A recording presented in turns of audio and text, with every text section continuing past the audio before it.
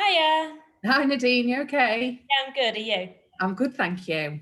So, if you just want to introduce yourself to the students and let them know a bit about your role and the company that you work for. Certainly will. So, hi everyone, my name is Alison Pearson.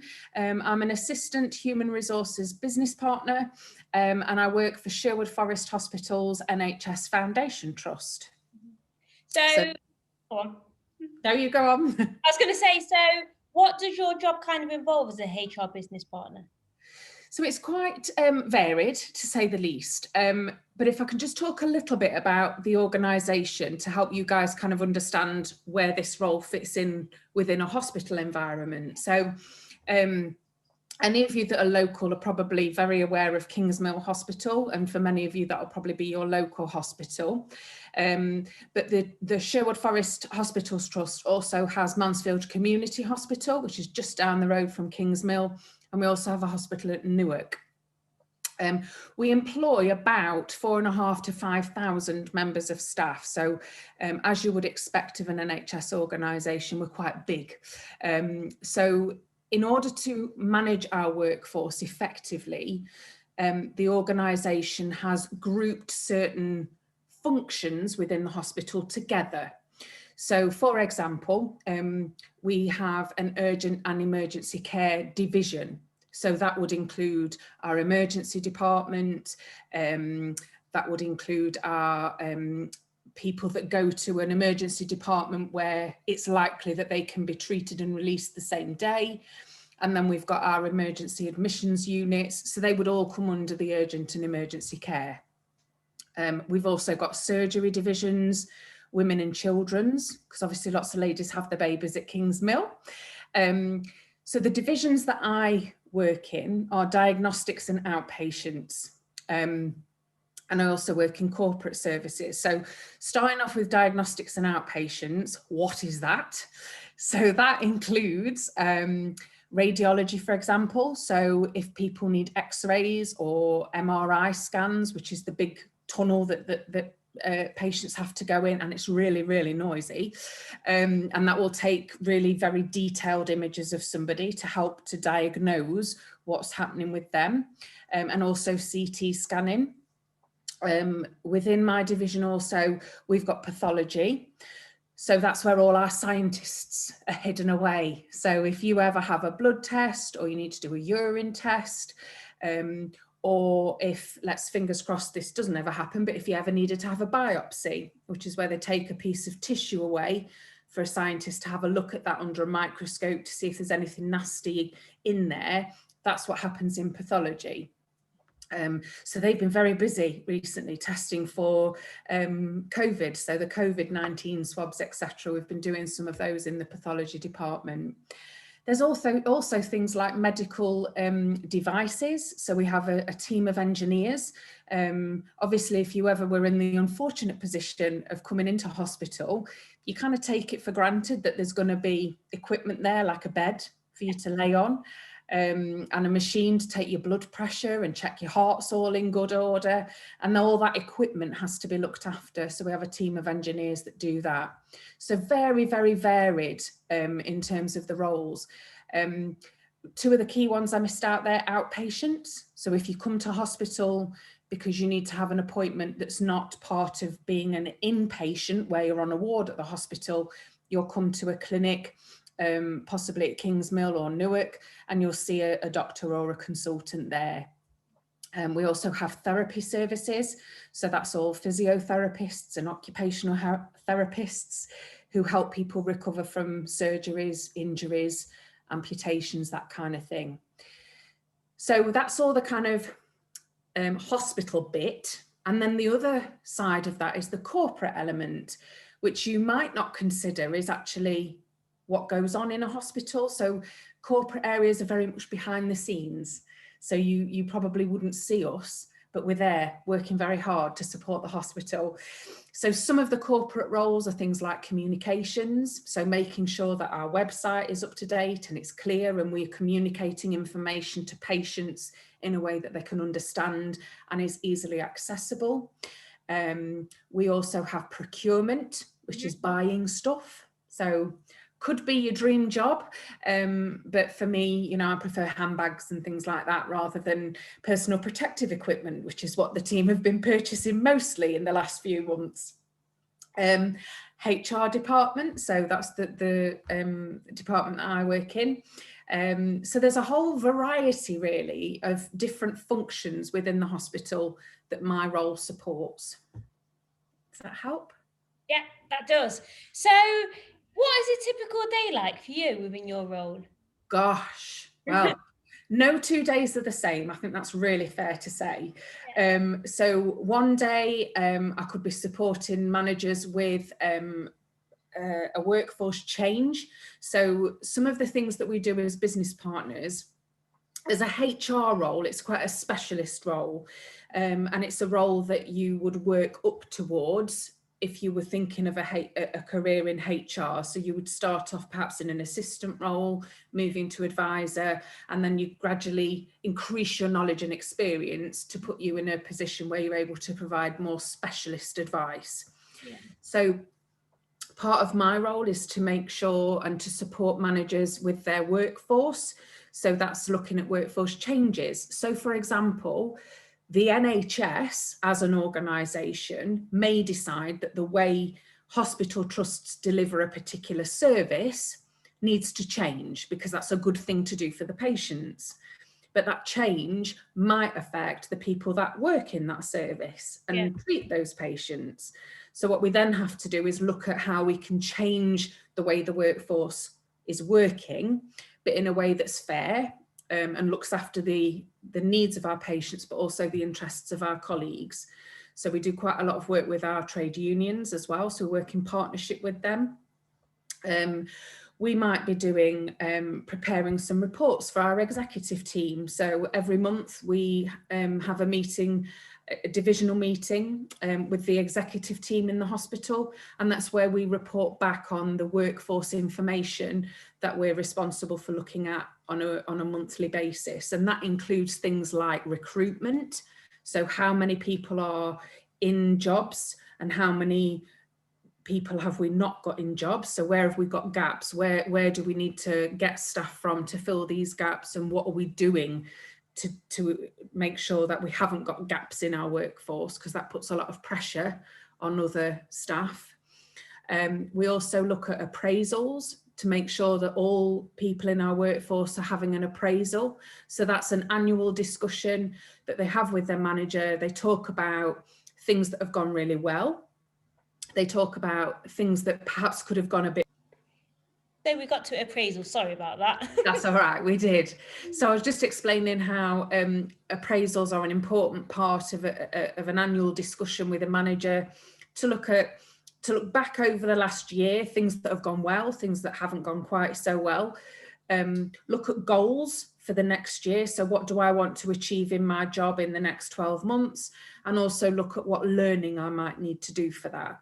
So as an organisation, Sherwood Forest is really keen to develop staff and give people opportunities to learn and develop. So that'll all be captured in the appraisal. And that's important as well, because an appraisal is a confirmation, if you like, for the manager and the staff member that the job that they're doing is the right one and they're doing all the right things. So if we've got people that possibly aren't doing the right things in the right way, that could have an impact on the care that's given to our patients. Mandatory training is also something that we have to report back to executive team. So have people completed their mandatory training, which is really important because if we're not up to date with the latest procedures and skills that we need to do those procedures and knowledge as well, that again could have an impact on the care that's delivered to patients. So we have to keep an eye on how people are doing in terms of their mandatory training. One of the other things that we report to executive team is our sickness rates. So we employ a lot of staff and we do have sickness absences, and part of my role is to support managers in managing staff when they're not very well.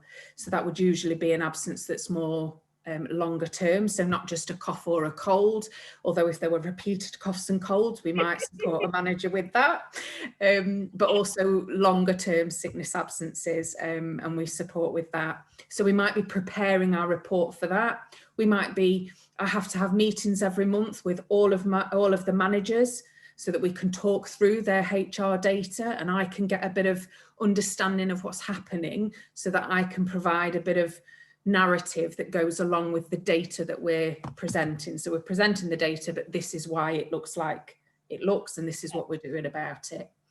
We might be having a sickness meeting with a member of staff, for example, to see if we can support them to return to work. Or I might be organising an event. So, for example, some of the events that I've done this year, relate to equality, diversity and inclusivity. So there's some fun stuff that I get involved with as well.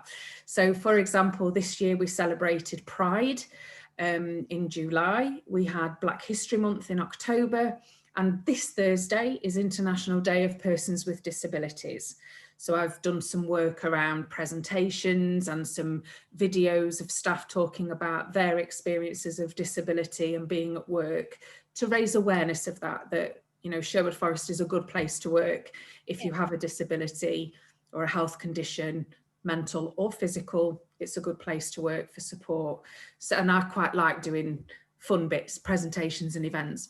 Although they've been a little bit challenging during COVID, I'm not going to lie. There's been a lot of things happening on video call, a bit like this. Yeah. So yeah, it's certainly challenged us in terms of our creativity, but I think we've done all right.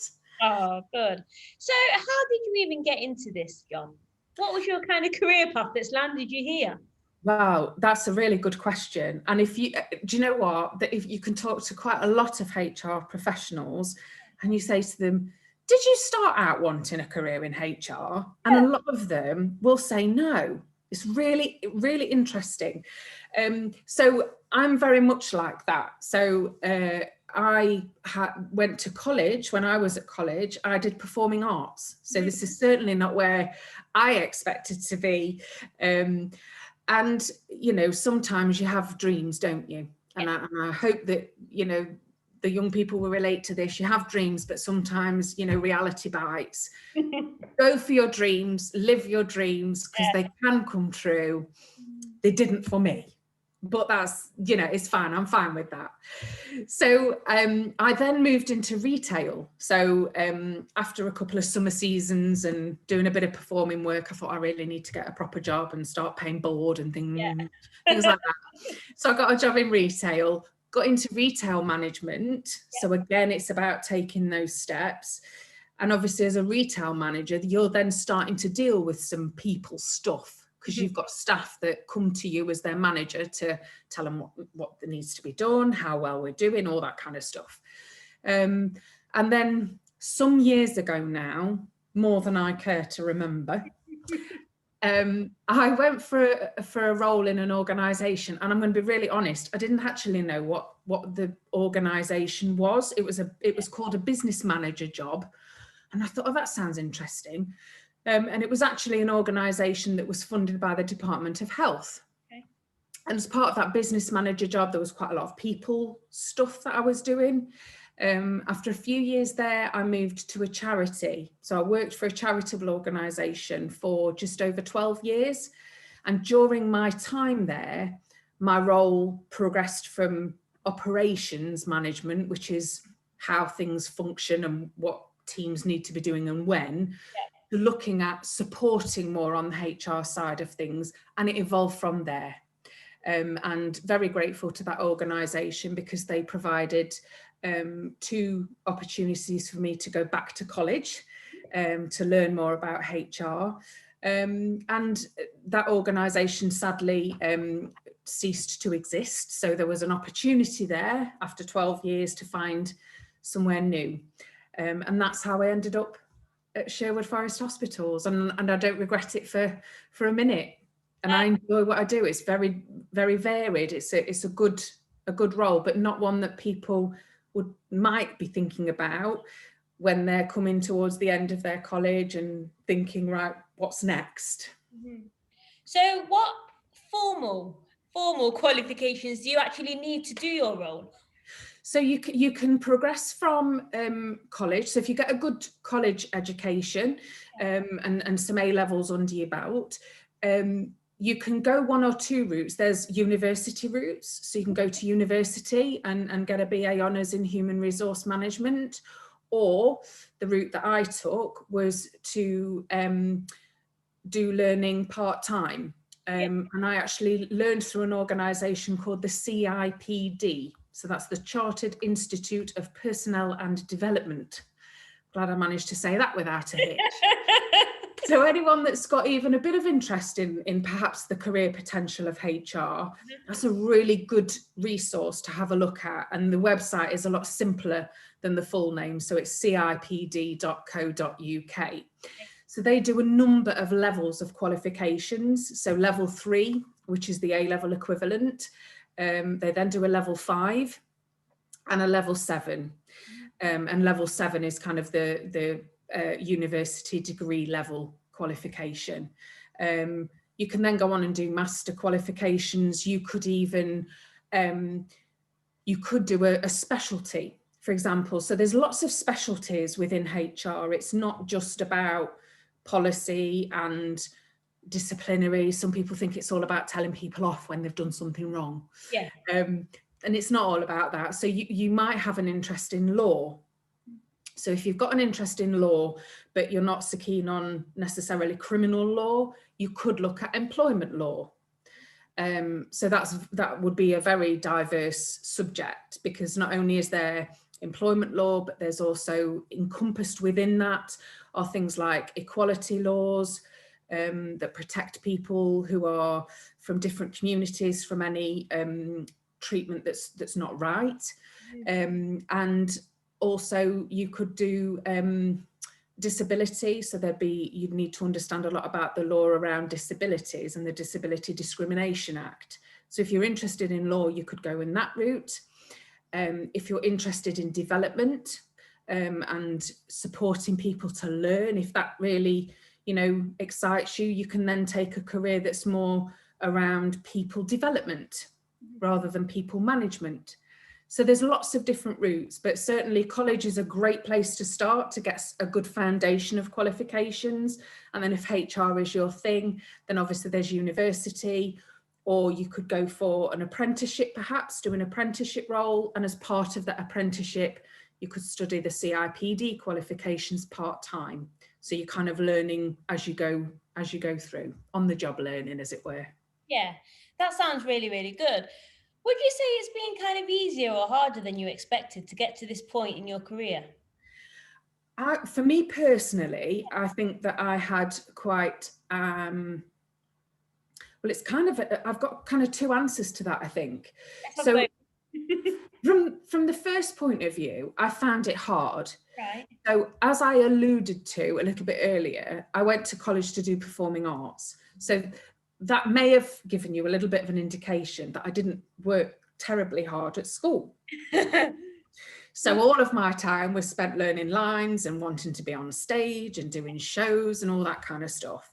So I didn't do particularly well in my GCSEs. But despite that, I was accepted at college and I did really well at college. But then you get into the real world of getting a job, and I was in a position where I had to go for roles that didn't require many qualifications because I didn't have them.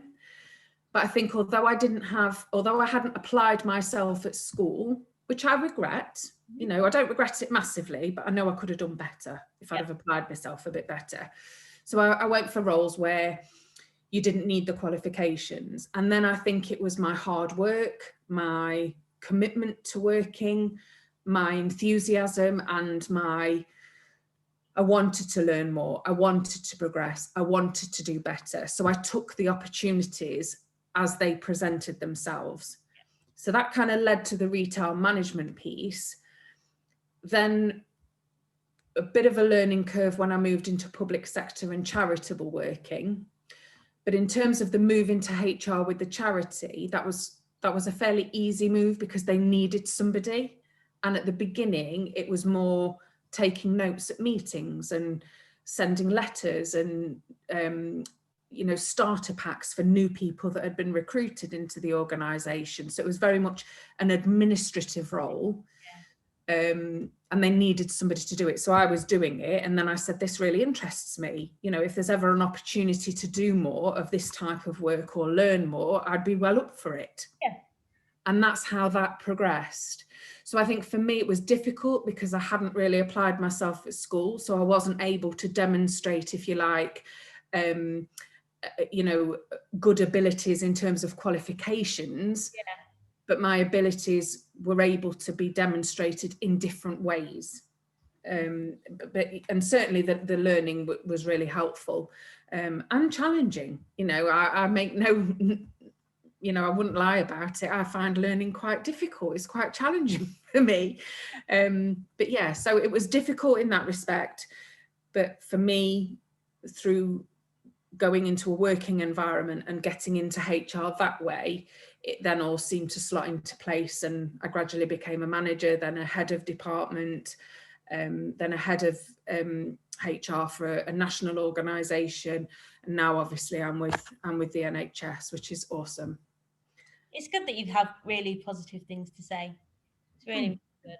I do enjoy work, and although I fell into this career, and certainly when I was sort of 16, 17, no one would have ever, if you'd have said, what will Alison Pearson be doing when she's as old as I am, and I refuse to give you the numbers, they wouldn't be saying, oh, she'll be a HR professional. It just wouldn't have entered people's minds. But it's very rewarding. It's difficult.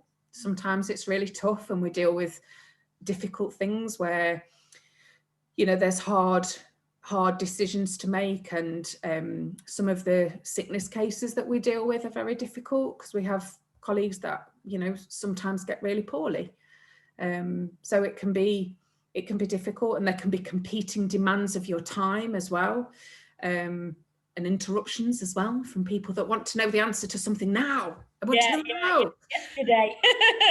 Yeah, so it can be quite fast-paced, fast-moving. COVID, certainly, I don't want to focus solely on that, but that just shows when you're in an extraordinary circumstance, you have to be flexible and you have to adapt the way you do things, the way you work. So, for example, we are talking today and I'm at home, you're at home, it's all very strange. But as a HR practitioner, it's good to be able to adjust and be flexible, because you might have a thought in your mind that would be a really good thing to do for a service, but actually when you talk it through, that actually you need to be a bit flexible in your thinking. So yeah, it's very interesting, and I do enjoy lots of aspects of my job, and I really enjoy contributing to the equality, diversity and inclusivity agenda.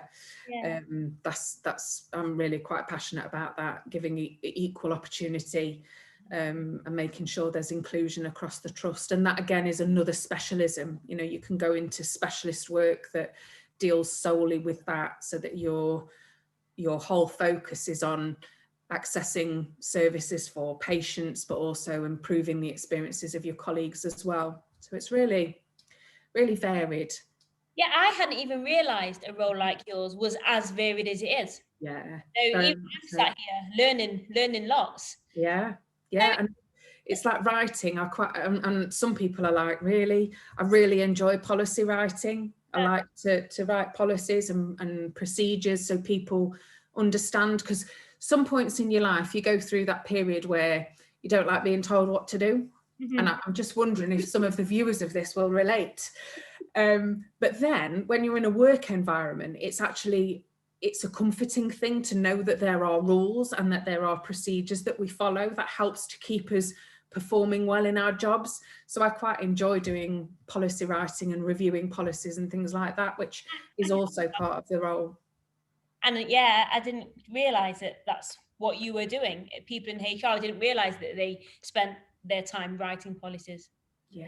Completely unaware, but now I know. I know. So if a student is listening to this video, watching this video, and they think, oh, that sounds like something I might want to do, what would you say that the best course of action for them would be to pursue? So I think your field? Obviously you're in a learning situation now, so young people are still in a learning situation. So my advice definitely with that is keep at it, do your best, but don't put too much pressure on yourself, because at the end of the day, if you've done your best, you couldn't have done any more than that.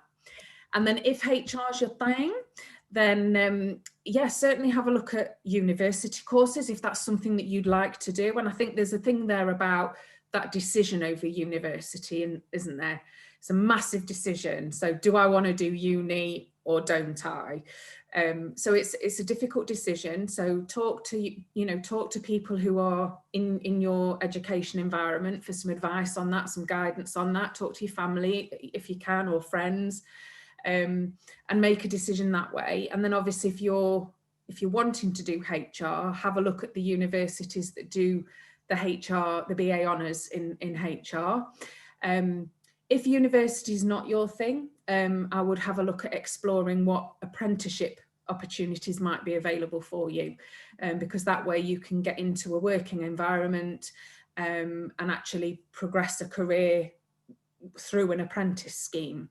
And certainly we've had some success stories with apprentices within our HR team at Sherwood Forest. So, and at Sherwood, in the HR department, there's more than just the business partners as well. So there's a recruitment team. So they're all responsible for getting all new people in and having all their checks done to make sure that they're safe to work with vulnerable people, which most people who come into our hospital are vulnerable for some reason or another through either illness or injury. So there's a lot of checks that go on. And there's a medical workforce team, so they look after all our doctors and consultants. There's an operational team who tend to do more of the policy side of things and procedures. So there's lots of different areas. So see if an apprenticeship would be your thing if university is not for you. And then whilst you're doing your apprenticeship, obviously you'll get some on-the-job learning, and have a look at the qualifications that are available through the CIPD as well. And the starting point for that would be a level 3. Amazing, cool. Is there anything you'd have done differently aside from maybe buckle down a little more in school? Oh, that's a really good question. Yeah, I think I don't regret not doing good in school, but I think the frustrating thing for me is I could have done better.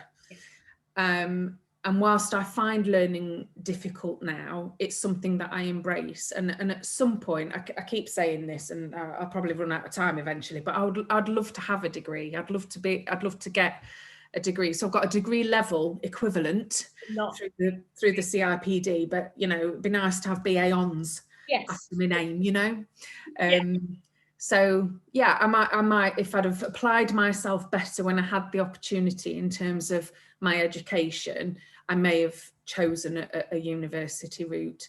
But would I have done things differently? I think if I had done things differently, I wouldn't be a HR practitioner. Yeah. So yeah, probably not, but definitely it would have been nice to have a university experience or a good educational experience. I think that's the thing. I didn't apply myself as I should have.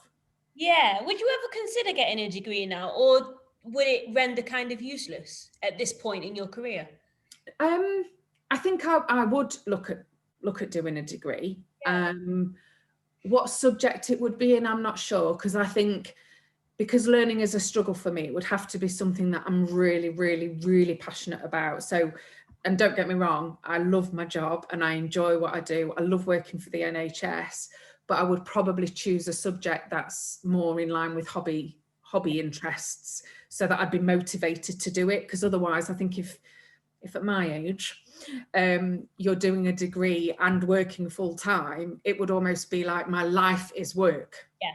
Which probably wouldn't be great for me. But yeah, I'm not going to write it off just yet. Yeah. I've got a few years left in me yet. Have you got any kind of resources that you can point students in the direction of? I know you said cipd.co.uk. Certainly. Whether that be books, podcasts, that will give them even more insight into what it is that you do. Yeah, I mean, if you like listening to your podcasts, there's lots that you can get. So I've got an iPhone, and I'm not sure what the equivalent is on Samsung or other mobile devices. Lots of mobile devices are available, but certainly the podcasts on Apple Podcasts, if you just put human resources in there, there's loads. There's a lot. I would tend to advise, if you're looking for resources like that, podcasts, websites, to find out more information, I would tend to always put in my search UK. Okay. Only because at the start of your career, you're more likely to be working with a company that applies UK law. Mm-hmm. So it's better to get your resources from the United Kingdom, where the laws apply. But certainly, in career terms, you could work for a global organisation. There are HR practitioners practicing in the UK, but their companies are global, so that they need to have an understanding of lots and lots of different legislation and laws for different countries. Some organisations, if you think of clothing manufacturers, some clothing manufacturers might sell from the UK, but their workforce who create the garments that we wear are made in another country many, many miles away. Yeah. So there might have to be considerations about how the workforce is treated in those regards, in terms of pay and conditions and things like that.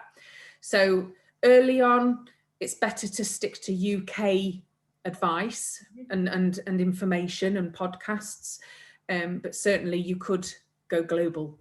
But people management is another good one. So that's a HR magazine, but you can access the people management website, which has got lots of different articles on there about careers and cases and roles within HR. So yeah, if it sounds like it might be of interest, what I've probably spoken about is a tiny, tiny snippet of what the role could be for you if you're looking for a career in HR. Amazing. Thank you. I've learnt loads. So as well, it's a massive, massive, massive area, and I didn't realise quite how big. Yeah, big area, lots to do. So thank you for coming to speak to me. I mean, like I say, I took a lot away from it, so hopefully the students will as well. I really hope so. I hope so. And thank you for listening. Thank you for having me, and thank you to those students that have tuned into this particular broadcast. Perfect. Thank you so much, Alison. You're very welcome. See you soon. Take care. Bye.